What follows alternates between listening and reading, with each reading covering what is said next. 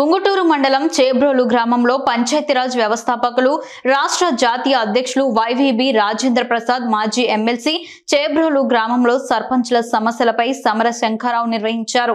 సర్పంచులు పలు సమస్యలపై సభ నిర్వహించారు. ప్రజల సమస్యలు మరియు సర్పంచుల అవగాహన కోసం ఈ గ్రామ సభలో సర్పంచ్ లక్ష్మీ సునీత అధ్యక్షతన నిర్వహించారు.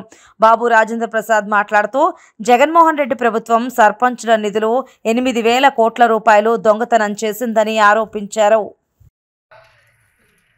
గ్రామ పంచాయతీలు నిర్వీర్యమైపోతాయి.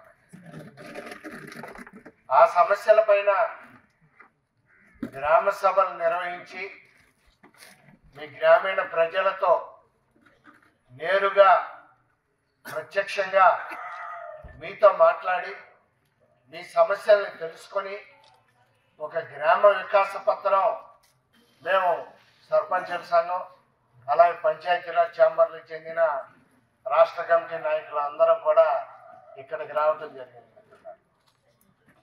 ప్రధానంగా ఈ రోజున ఇందాకడ సర్పంచ్ గారు లక్ష్మి గారు అలాగే మన ఉంగుటూరు సర్పంచ్ గారు ప్రభుత్వం మన గ్రామ ప్రజలకి న్యాయబద్ధంగా చట్టబద్ధంగా ఇవ్వాల్సినటువంటి నిధులు గత 4 సంవత్సరాల నుంచి కూడా ఇవ్వడం లేదు.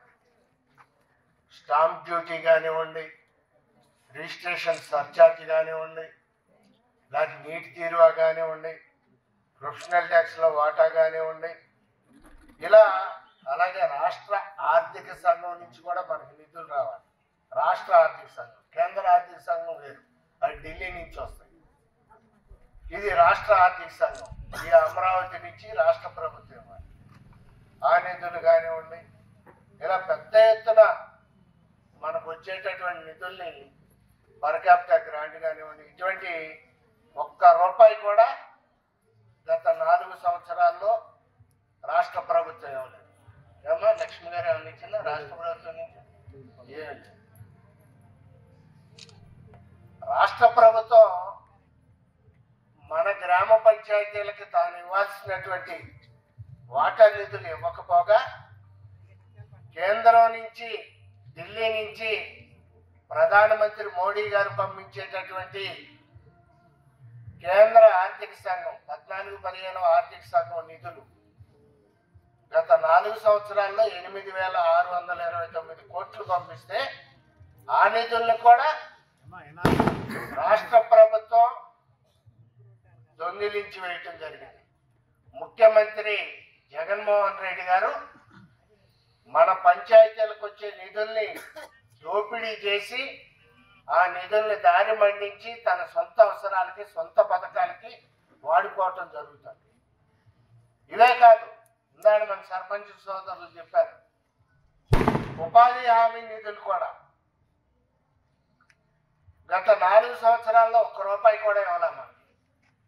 36,000 కోట్లు, సుమారు 36,000 కోట్లు 4 సంవత్సరాల్లో జగన్మోహన్ రెడ్డి గారు దొంగిలించి వేయటం జరిగింది.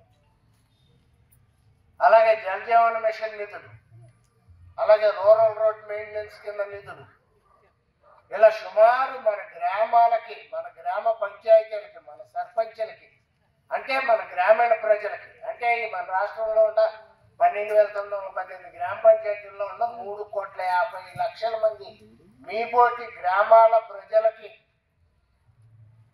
కేంద్ర ప్రభుత్వం ఇచ్చినటువంటి 50,000 కోట్ల రూపాయల్ని జగన్మోహన్ రెడ్డి గారు దొంగిలించి వేసి దారి మళ్లించి తన సొంత అవసరాలకి, సొంత పథకాలకి ఖర్చు పెట్టడం జరుగుతుంది.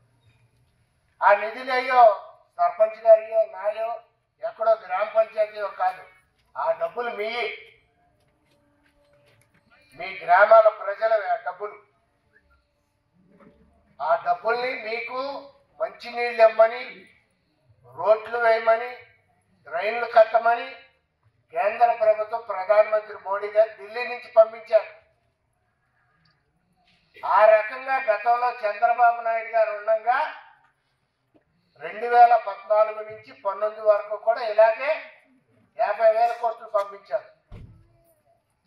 ఆ రోజున ఆ డబ్బులు